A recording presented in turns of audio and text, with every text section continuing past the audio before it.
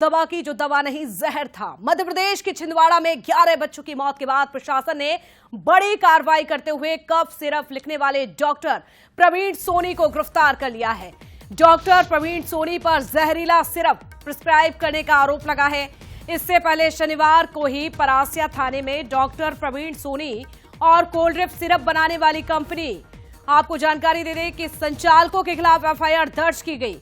मामले में ड्रग्स और कॉस्मेटिक एक्ट की धारा यानी कि 27A, इसके साथ ही बीएनएस की धारा 105 और 276 के तहत केस दर्ज किया गया है। डॉक्टर के खिलाफ परासिया सीएससी से वीएमओ अंकित सहलाम ने शिकायत की थी। छिंदवाड़ा में मरने वाले ज्यादातर बच्चों को कफ सिरप दिया गया था। डॉक्टर प्रवीण सोनी ने ही ये सिरप लिखा था।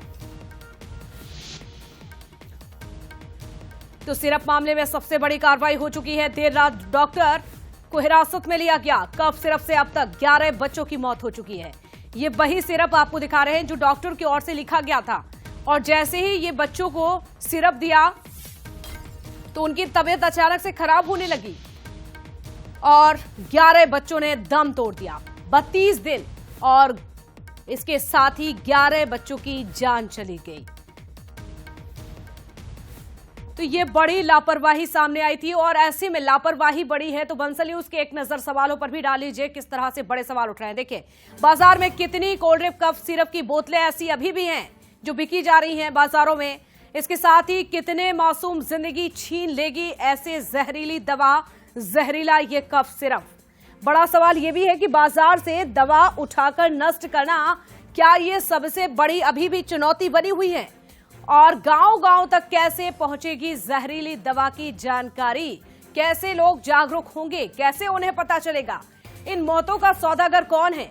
ये किसकी लापरवाही है? तो ये कुछ बड़े सवाल ऐसे हैं। बाजार में कितनी कोल्ड ड्रिप ऐसे सिरप हैं जो अभी भी बेचे जा रहे हैं धड़ल्ले से, जिसकी बिक्री की जा रही है। 7 सितंबर को पहली बार बच्चे की मौत हुई थी। तो तेज बुखार के बाद पेशाब रुकने से बच्चों की तबीयत और भी ज्यादा खराब होने लगी। कई मासूम बच्चों को किडनी में इंफेक्शन हो गया। बच्चों की किडनी फेल हो गई। 1 महीने के भीतर 10 बच्चों की जान चली गई और यह आंकड़ा अब 11 जा पहुंचा।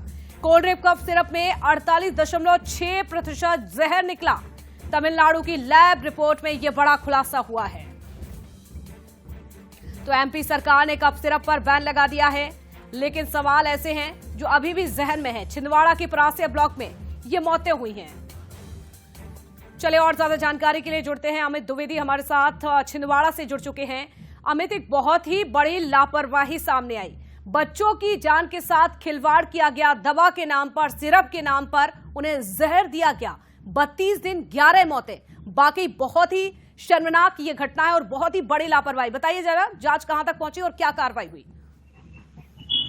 बिल्कुल साक्षी, ये बहुत बड़ी लापरवाही छिंदवाड़ा जिले में सामने आई है। छिंदवाड़ा जिले के परासिया विकास खंड में 1 माह यानी 30 दिन के अंदर 11 मौतें हो जाना निश्चित रूप से एक बड़ी घटना होती है, अप्रत्याशित घटना होती है, हृदय विदारक घटना है। क्योंकि सभी मृतक बच्चे जो है वो 5 साल के नीचे के हैं या 5 साल के आसपास है। झंझोड़ कर देने वाली घटना है। पूरा इलाका, पूरा क्षेत्र इस घटना से स्तब्ध है। आज ये खबर जो है नेशनल खबर बन गई है।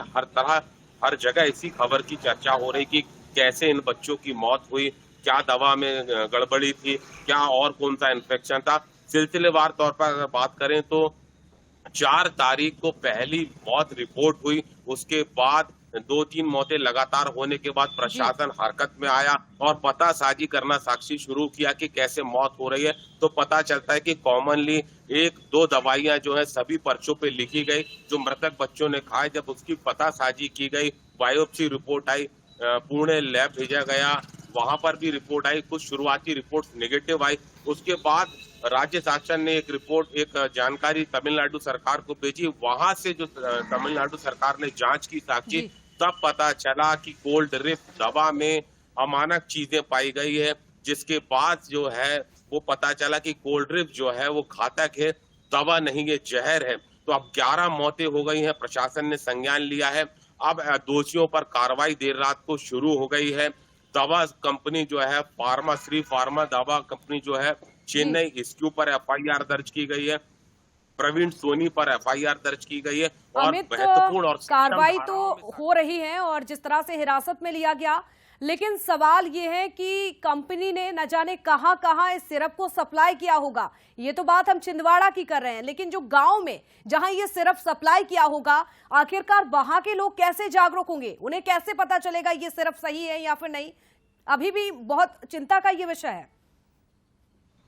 बिल्कुल साक्षी, लगातार प्रशासन इसको लेकर जो मरीजों की हिस्ट्री है उसको खंगाल रही है, एक तरह से खंगाल चुकी है कि कहाँ ये दवाइयाँ गई है और दवाइयाँ किन किन ने इसका सेवन किया है। जबलपुर के स्टॉकिस्ट जो है कटारिया, उनके ऊपर कार्रवाई की गई। वहां से पता चला कि जबलपुर जो है चेन्नई से दवाइयाँ 660 बोतलें आई और लगभग 500 बोतलें जो है छिंदवाड़ा के परासिया पहुंची। ये जी। जो 500 बोतलें छिंदवाड़ा पहुंची हैं, किन किन बच्चों ने इन दवाइयों का सेवन किया है, अब उनकी स्थिति क्या है, इसकी पतासाजी की जा रही है।